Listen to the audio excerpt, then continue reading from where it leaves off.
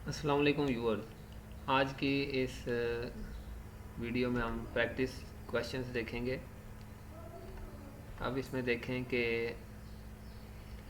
जैसे क्वेश्चन 1, 2 और क्वेश्चन 3 दिए हुए हैं, तो मैं इनमें से कोई एक क्वेश्चन 1 तो बहुत इजी है, तो 2 को मैं देखता हूँ कि अब कह रहे हैं कि हम यूज़र से इनपुट ले रहे हैं, दो इनपुट्स ले रहे हैं एक्स और वाई। कह रहे हैं कि अगर एक्स लेस देन वाई है तो क्या करें, print X is less than Y.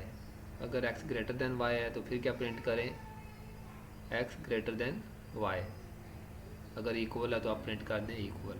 यानी इस तरह ये फ़्लो चार्ट, इसको फ़्लो चार्ट कहते हैं। ठीक है, अब हम फर्ज करें 3 वेरिएबल्स ले लेते हैं, तो 2 ले लेते हैं, एक्स वाई इक्वल टू 5, 10। यानी यूज़र से हमने 2 इनपुट ले ली, एक्स के अंदर 5 स्टोर करवा लिया और वाई के अंदर 10 स्टोर करा लिया। और अब हम कंडीशन लगाते हैं, if X is less than Y, तो फिर क्या हो,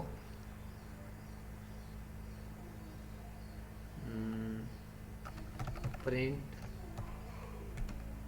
x is less than Y.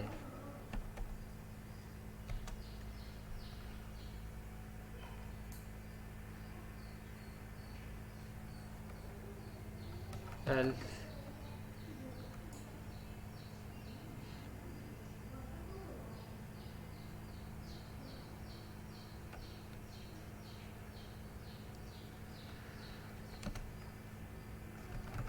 Print X is greater than Y. अगर हम इसका एग्जीक्यूट करते हैं,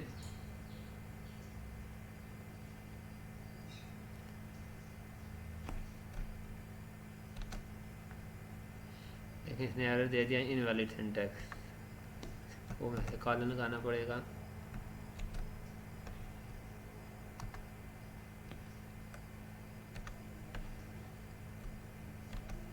ये देखें, यानी इफ़ और एल्स की जो इंडेंटेशन है वो सेम होनी चाहिए, और इफ़ की कंडीशन के बाद भी कॉलन लगाना है और एल्स की कंडीशन के बाद भी कॉलन लगाना है, एल्स के बाद यानी। तो इसके बाद आप देखें कि अब मैंने एक्स की वैल्यू पुट की है 5, वाई की पुट की है 10। अब ये क्या प्रिंट कर रहा है, यानी 5 लेस देन वाई है, ये कंडीशन ट्रू हो गई है, तो इसने ये स्ट्रिंग डिस्प्ले कर दी है। अगर फर्ज करें एक्स की वैल्यू हम 10 कर लेते हैं, वाई की 11 कर लेते हैं, फिर इसको कंपाइल करते हैं,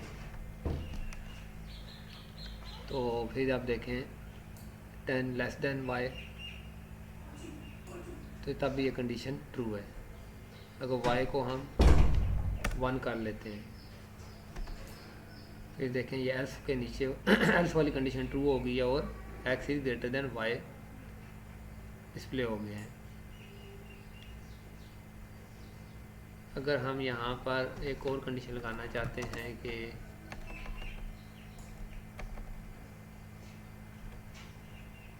इसको कहते हैं एल्स इफ,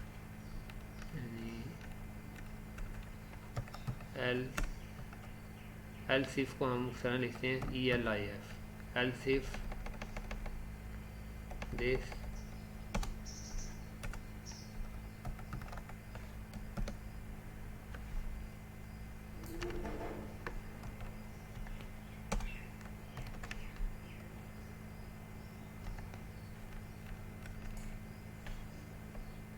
एक्स इज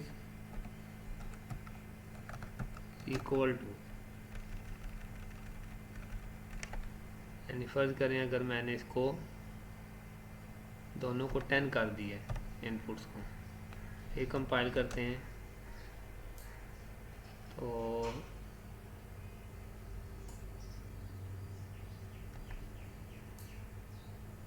क्या वैल्यू आनी चाहिए,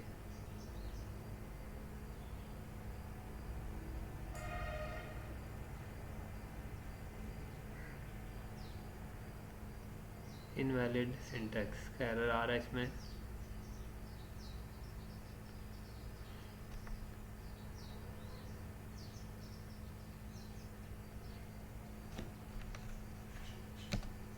यानी इसको यहाँ पे आना चाहिए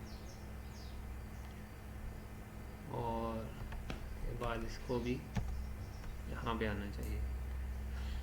अब इसको रन करें।